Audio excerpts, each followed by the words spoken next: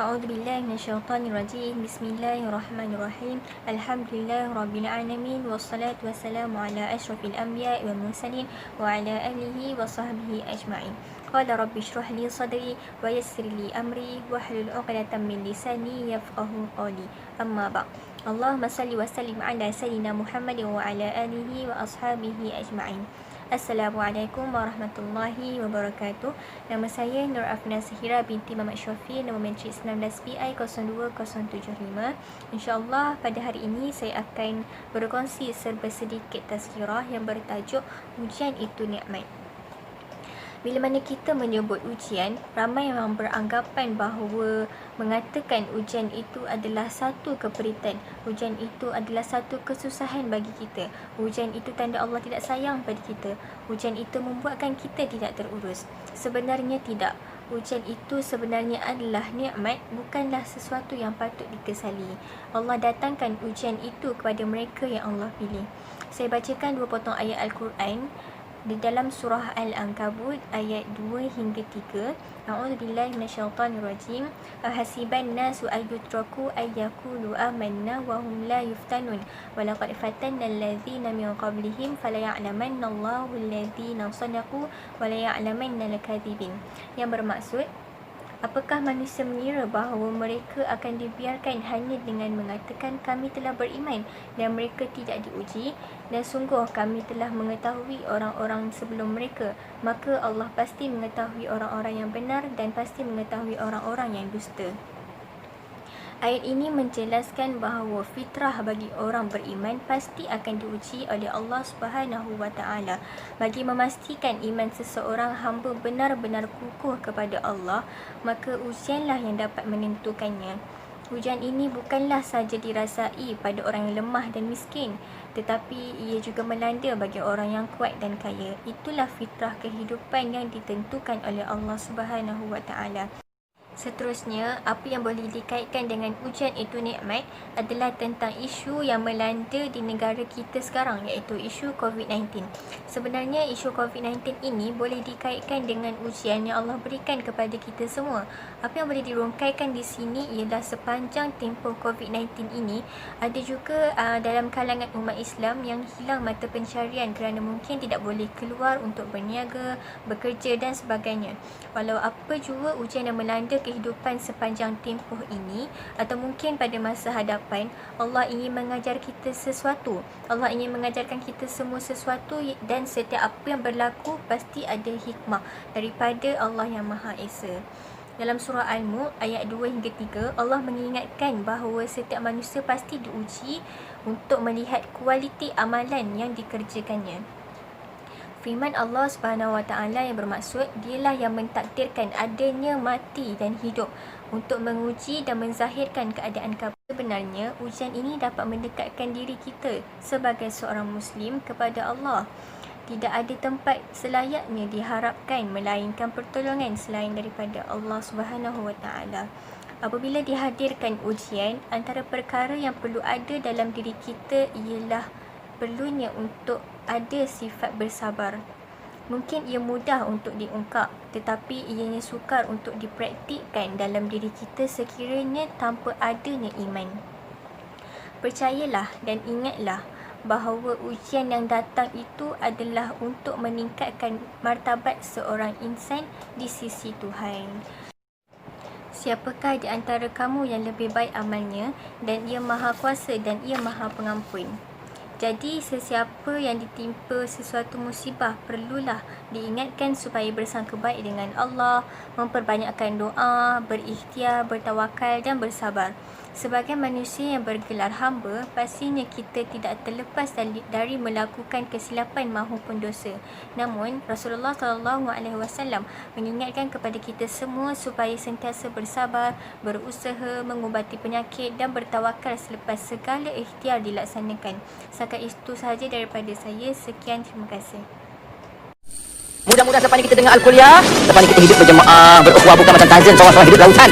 Hubungkanlah sentiasa di kalangan kamu hubungan yang baik, ditempatkan di masjid dan di surau. Sebenarnya usul ukhuwah ni dia bukan hanya macam Ustaz Fazli kata lah, duduk ramai-ramai tengok bola macam Maria Ligam. Sebenarnya dia ada ciri-ciri dalam diri kita. Al-Kuliah Jumaat 5 petang di TV3. Nama saya Nur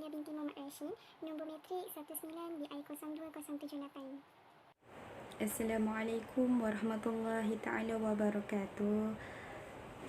Alhamdulillah. Allahumma salli ala Sayyidina Muhammad wa ala ali Muhammad. Saya akan menyambung ceramah kita yang bertajuk Ujian adalah Nikmat. Saya akan petik satu kisah Nabi Allah alaihi salam, iaitu Nabi Ayub alaihi salam. Mungkin ada yang dah tahu ataupun ada yang belum pernah tahu kisah Nabi Ayub dan penyakitnya. Nabi Ayub ni tuan-tuan, dia terkenal dengan sifat penyabar, dia terkenal dengan sifat kaya raya, terkenal dengan sifat pemurah, sehingga Allah Subhanahu Wa Taala menyebutkan bahawa Nabi Ayub alaihi salam adalah hamba-Nya yang paling penyabar dan penyayang. Tak hanya Allah Subhanahu Wa Taala yang menyebutkan, sehingga kan malaikat juga mengakui benda tersebut. Kerana oleh sebab itu Iblis laknatullah mencemburui Nabi Ayub AS kerana malaikat dan Allah memuji Nabi Ayub AS. Iblis ni, makin kita meningkatkan amalan kita dengan Allah, makin dia menguji keimanan kita. Sehingga kan pada zaman tersebut, Iblis telah menyangkal keimanan Nabi Ayub AS kepada Allah Subhanahu Taala. Kerana dulu Iblis ni katalah macam gini, dia kata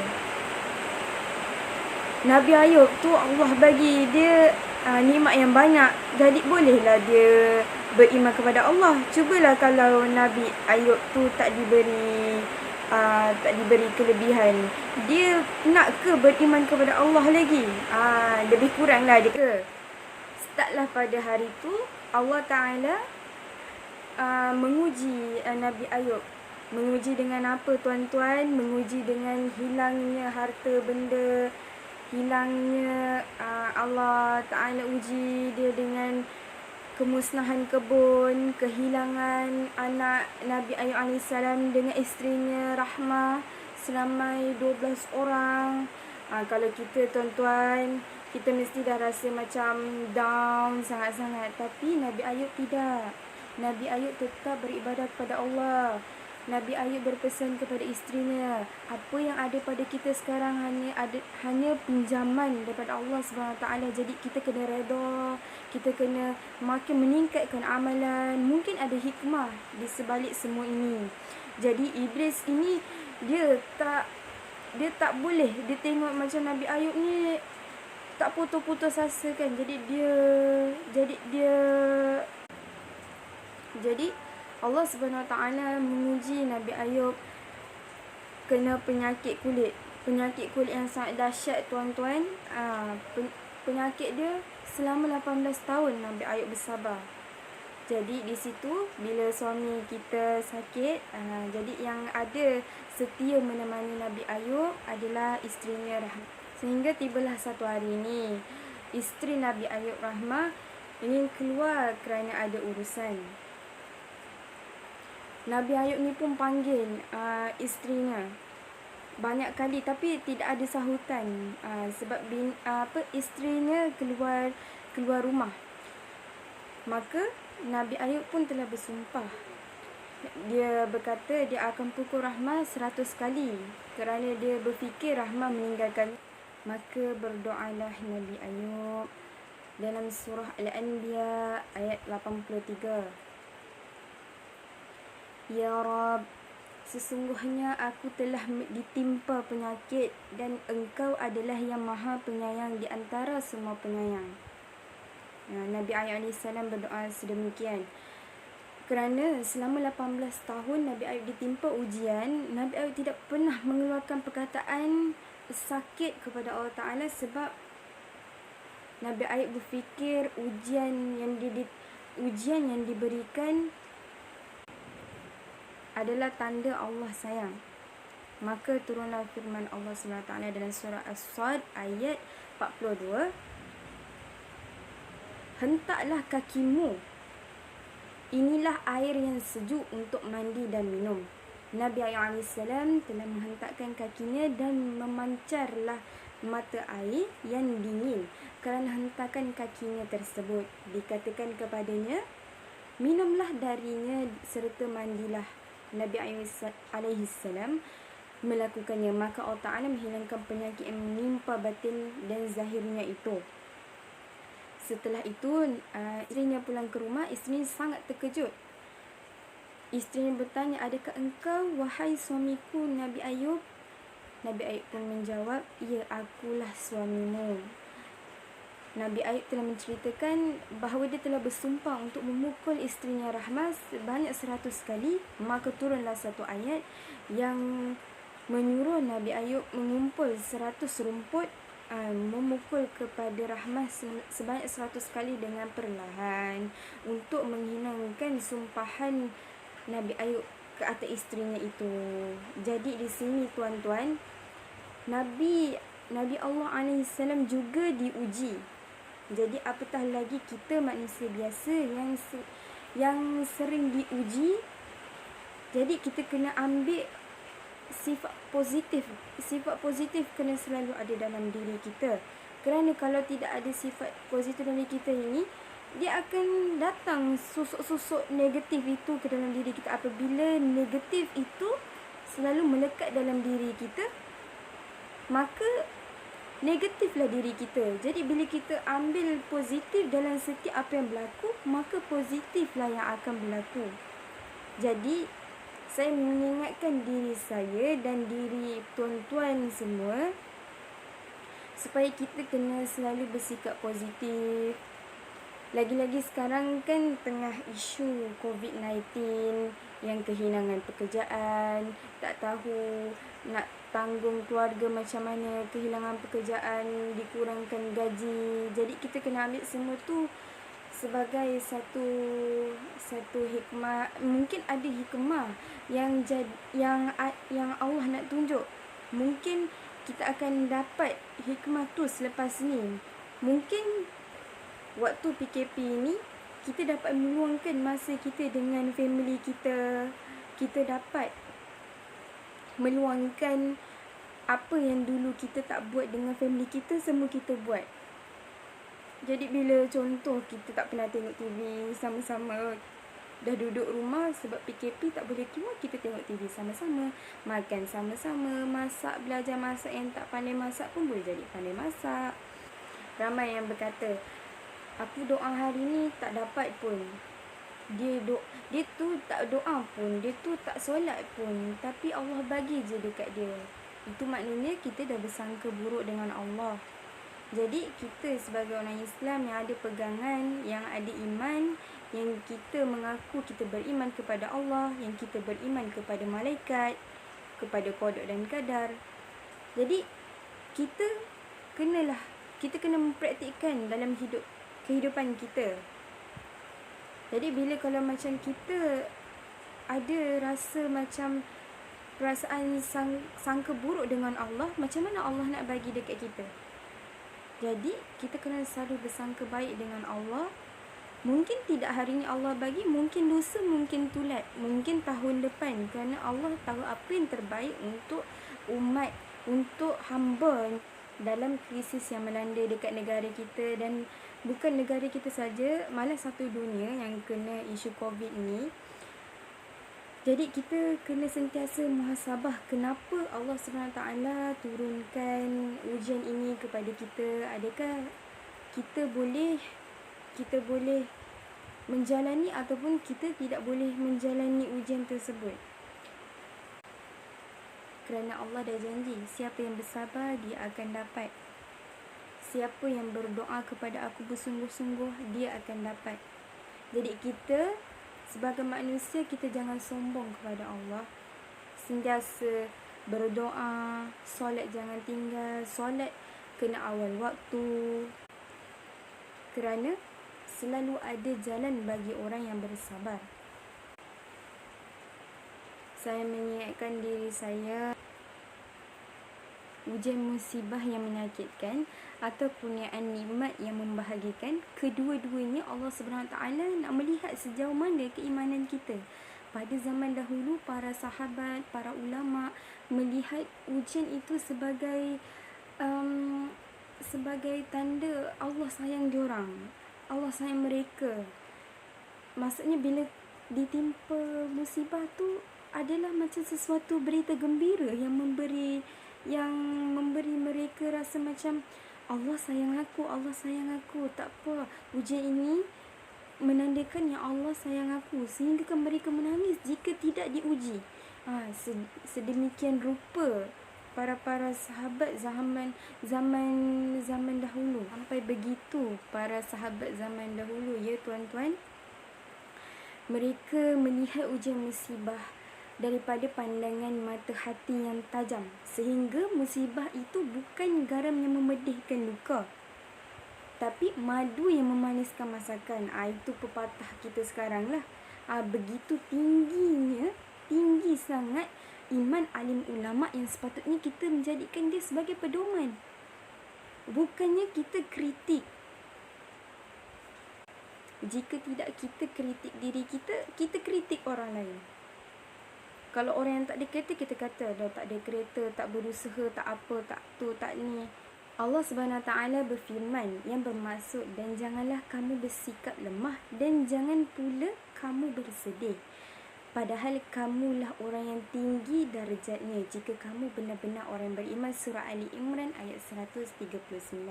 Allah SWT memberi peringatan dan bimbingan kepada manusia yang berdepan ujian dan musibah untuk bersabar kerana ujian tidak diberi kepada mukmin yang lemah. Sebaliknya, mukmin yang cekal jiwa, kuat iman dan tingginya darjatnya di sisi Allah. Jadi bila kita dapat ujian, kita try jadi macam sahabat zaman dulu. Kita rasa macam Allah sayang kita, Allah sayang kita, Allah sayang kita, dan kita jangan jauhkan diri daripada Allah. Bila kita mendekatkan diri kepada Allah, maka kita mendekatkan diri kita kepada Allah SWT. Jadi urusan kita dipermudahkan. Allah SWT menyayangi orang yang mendekatkan diri kepada Dia, yang meninggalkan larangannya dan mengikut perintahnya. Sekian, itu sahaja daripada saya hari ini. Apa yang kurang daripada saya dan selebihnya datang daripada Allah SWT. Kita akhiri majlis kita dengan tasbih kafarah wa suratul As. Semoga yang baik ini dapat dijadikan teladan dan yang buruk kita boleh jadikan pengajaran.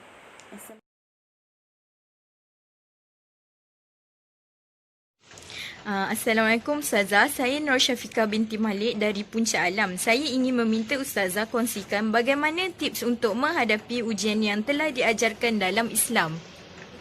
Tips untuk bersabar?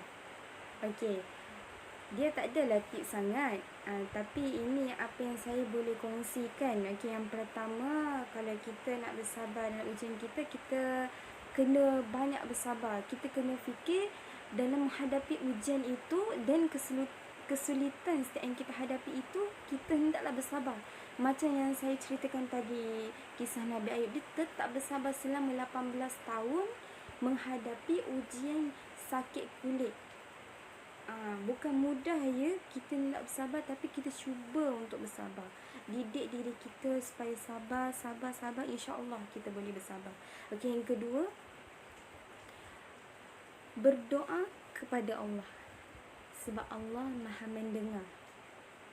Allah memahami 1001 bahasa. Tidak semestinya kita kena berdoa dalam bahasa Arab.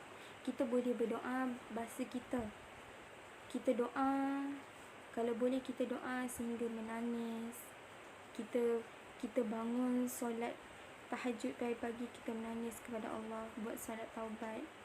Mungkin kita rasa kita tak ada buat dosa, tapi cuba kita muhasabah diri balik.